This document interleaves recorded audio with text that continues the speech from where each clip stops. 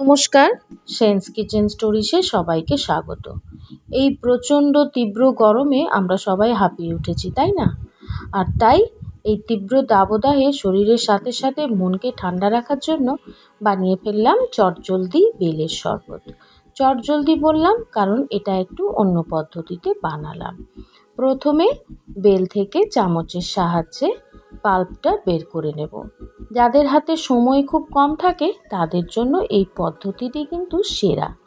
একটা কথা আছে না, বেল পাকলে কাকের কি, কিন্তু বেল পাকলে আমাদের খুব মজা, কারণ আমরা বেলের শরবত খেতে পারবো। মিক্সিতে বেলের পাল্পটা দিয়ে দেব। এবার অল্প অল্প করে জলের সাথে পাল্পটা মেশাবো। এমনভাবে জল দিতে হবে যাতে করে পাল্পটা ভালো করে মেল্ট হয়ে যায়। তারপর এখানে আমি বাতাসা দিয়েছি। মিষ্টির জন্য আপনারা চিনি, গুড় যে যেমন পছন্দ করেন, যেমন ইচ্ছে ব্যবহার করতে পারেন। এরপর মিক্সিতে পেস্ট করে নিয়ে একটা পাত্রে ঠান্ডা জল নিয়ে তাতে পাল্পটা ঢেলে মিশিয়ে নেব। তারপর আবার হাত দিয়ে ভালো করে মিশিয়ে নেব। আমি এই শরবতে বরফ দেব না, তাই বেশ কিছুক্ষণের জন্য ফ্রিজে রেখে দেব। আপনারা যারা এই ভিডিওটি দেখছেন তারা অলরেডি 2-3 দিনের মধ্যে অনেকবারই বেলের শরবত খেয়ে ফেলেছেন।